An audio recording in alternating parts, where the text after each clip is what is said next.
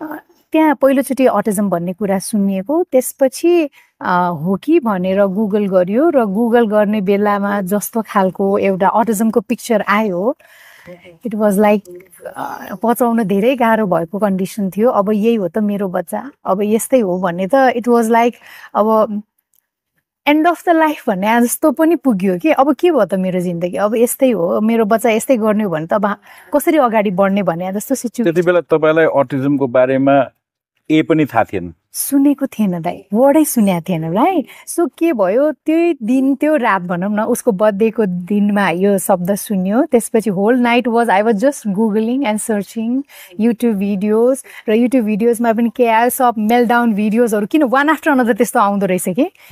अनि अब त्यो प्यारेन्टको लागि साह्रै गाह्रो हुँदो रहेछ त्यो सिचुएसन। त्यो रात सुतिएन, त्यस्तै दिनहरू थियो। भोलिपल्ट बिहान उठ्ने बित्तिकै सर्च गरेँ। मलाई चाहिँ त्यो रातभरिको जुन एक्सपोजर मैले इन्टरनेटको पाएँ, त्यहाँबाट चाहिँ एउटा कन्डिसनमा चाहिँ के म पुगिसकेको थिएँ भने यो रोग होइन, दिस इज अ कन्डिसन। अब मेडिकल एन्डोर्समेन्ट चाहिन्छ, तर त्यतिखेर मलाई के भयो भने अब डक्टरका गएर खास मैले केही काम हुन्छ जस्तो मलाई फिल भएन, आई डोन्ट नो वाइ।